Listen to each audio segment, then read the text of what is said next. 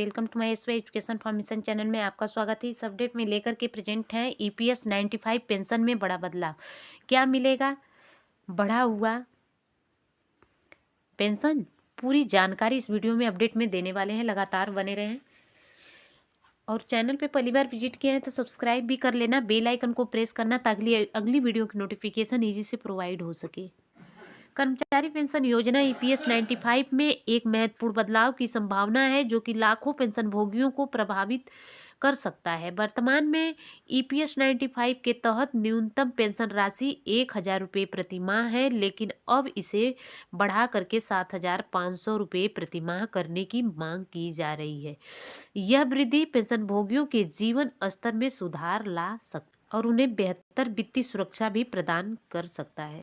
इस संभावित बदलाव के पीछे ईपीएस 95 पेंशन भोगियों का लंबा संघर्ष है। उन्होंने लगातार सरकार से अपनी मांगों को रखा है और अब यह प्रयास फल देने की कारगर पर है। यह बदलाव न केवल मौजूदा पेंशन भोगियों को लाभान्वित करेगा बल्कि भविष्य में सेवानिवृत्त होने वाले कर्मचारियों के लिए भी एक बेहतर भविष्य का वादा करता है। ईपीएस 95 पेंशन स्कीम क्या है?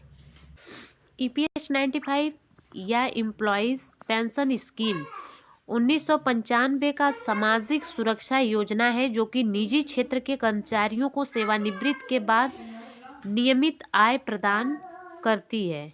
यह योजना employees provident fund organisation EPFO द्वारा संचालित की जाती है। ईपीएस 95 पेंशन स्कीम का ओवरव्यूज क्या है? विवरण जानकारी देखेंगे। योजना का नाम है एम्प्लॉयज़ पेंशन स्कीम 1995 ईपीएस 95, जिसे शॉर्ट में कहा जाता है। शुरुआत वर्ष है 1995 के तहत। गाइस, यहाँ पे संचालन है ईपीएफओ के द्वारा। वर्तमान न्यूनतम पेंशन 1,000 रुपये प्रति माह, संभावित न्यूनतम पेंशन 7,500 रुपये प्रति माह। लाभार्थी निजी क्षेत्र के कर्मचारी होंगे। पात्रता कम से कम 10 वर्ष की सेवा कर लेने के बाद। पेंशन शुरू होने की जो है उम्र 58 वर्ष। ईपीएस 95 पेंशन में प्रस्तावित बदलाव। ईपीएस 95 पेंशन में निम्नलिखित प्रमुख बदलावों की मांग की जा रही है। न्यूनतम पेंशन में वृद्धि वर्तमान 1,000 रुपये से बढ़कर के 7,500 रुपये प्रति माह एंड महंगाई भत्ता डीए पेंशन के साथ नियमित डीए की मांग। चिकित्सा लाभ पेंशन भोगियों और उनके जीवन साथियों के लिए मुफ्त चिकित्सा। ये बदलाव पेंशन भोगियों के जीवन स्तर में महत्वपूर्ण सुधार ला सकते हैं और उन्हें बेहतर वित्तीय सुरक्षा प्रदान कर सकते हैं। ईपीएस 95 पेंशन ही की मांग का इतिहास क्या है? तो ईपीएस 95 पेंशन भोगियों के लंबे समय से अपनी पेंशन में वृद्धि की मांग कर रहे हैं और यह जो है मांग मुख्य रूप से पड़ाव पर है। 2014 में लागू हुई थी। प्रति 1,000 रुपये प्रति माह निर्धारित की गई थी। 2025 में जनवरी यानी ईपीएस 95 पेंशन भोगियों का प्रतिनिधिमंडल वित्त मंत्री से मिला है। वर्तमान स्थिति 7,500 रुपये प्रति माह की न्यूनतम पेंशन की मांग है। ईपीएस 95 पेंशन के लिए द्वारा सरकार का रुख क्या है? तो सरकार ने 95 पेंशन भोगियों की मांग का सकारात्मक रुख दिखाया है। वित्त मंत्री निर्मला सीतारमण ने पेंशन भोगियों के प्रतिनिधिमंडल से मुलाकात की और उनकी मांगों पर विचार करने का आश्वासन दिया। ईपीएस 95 पेंशन कैलकुलेशन कैसे होता है? तो जो कि यहाँ पे देख सकते हैं 95 के तहत पेंशन की गणना निम्नलिखित फार्मूले के आधार पे की जाती है।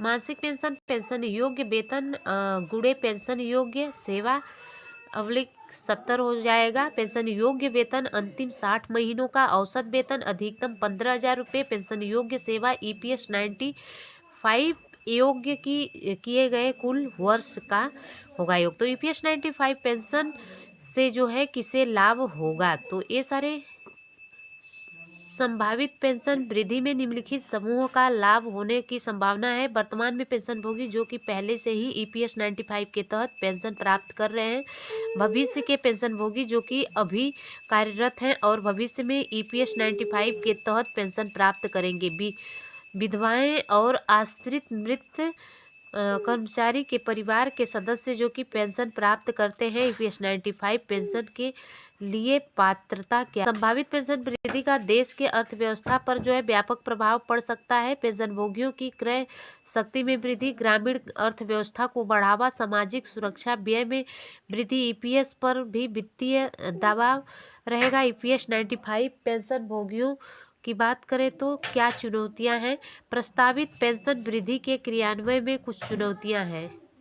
वित्तीय बोझ, ईपीएस 90 अतिरिक्त वित्तीय दबाव और फंड की स्थिरता, दीर्घकालिक वित्तीय स्थिरता सुनिश्चित करना और लाभार्थियों की पहचान पत्र, लाभार्थी की सही पहचान और सत्यापन, प्रशासनिक चुनौतियां, बड़ी संख्या में पेंशन के मामलों का प्रबंधन।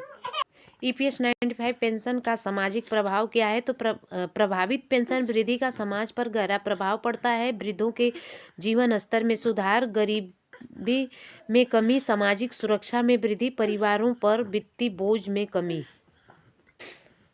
ईपीएस 95 पेंशन क्या करें आवेदक?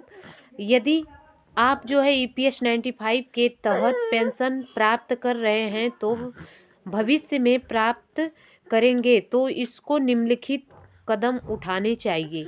अपने ईपीएफओ खाते की जानकारी अपडेट रखें। आधार कार्ड को ईपीएफओ खाते से लिंक करें। नियमित रूप से ईपीएफओ की वेबसाइट पर अपडेट की जांच करें और अपने नियोक्ता से संपर्क में रहें और आवश्यकता दस्तावेज जमा करें। आवश्यकता अनुसार दस्तावेज को जमा करें। ईपीएस 95 के भविष्य की संभावनाएं क्या है? तो बदलाव भविष्य के जो है अधिक सुधारों पर मार्ग प्रशस्त कर सकता है। नियमित पेंशन समीक्षा, डिजिटल पेंशन वितरित प्रणाली, पेंशन फंड में निवेश, विकल्पों में विविधता, पेंशन योजनाओं का एकीकरण। ईपीएस 95 अक्सर पूछे जाने वाले जो है एमसीक्यूज। क्या सभी ईपीएस 95 पेंशन भोगियों को बढ़ी हुई पेंशन मिलेगी?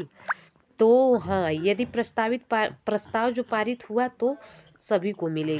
क्या पेंशन वृद्धि पूर्वव्यापी प्रभाव से लागू होगा? तो इसके बारे में अभी कोई भी स्पष्ट जानकारी नहीं है। क्या ईयरली पेंशन लेने वाले को भी बढ़ी हुई पेंशन मिलेगी? तो हाँ, लेकिन उनकी पेंशन राशि में कटौती हो सकती है। क्या पेंशन वृद्धि के लिए कोई नया आवेदन करना होगा?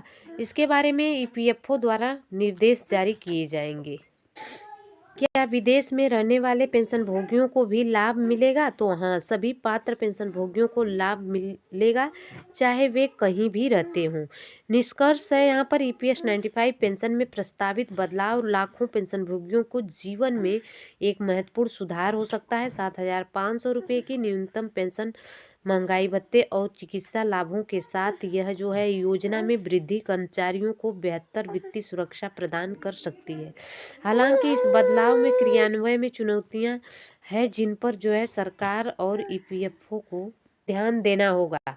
अब डिस्क्लेमर में कहें कि यह वीडियो सूचनात्मक उद्देश्य के लिए है। ईपीएस 95 प्रस्तावित बदलावों के बारे में की गई जानकारी के वर्तमान समय में जो है उपलब्ध सूचनाओं पर आधारित है और जो भी वीडियो सुनने वाले लिसनर हैं उनको सलाह दी जाती है कि किसी भी कार्रवाई से पहले ईपीएफओ अधिकारी वेबसाइट पर अधिकृत स्रोतों का नवीनतम सटीक जानकारी प्राप्त करें। फिर इस प्रकाशन के इस वीडियो के पब्लिकेशन की जानकारी दी गई उपयोग होने वाले किसी भी नुकसान का कोई जिम्मेदार नहीं होगा। तो हमारे चैनल लगातार बने रहने के लिए thanks for watching. God bless you.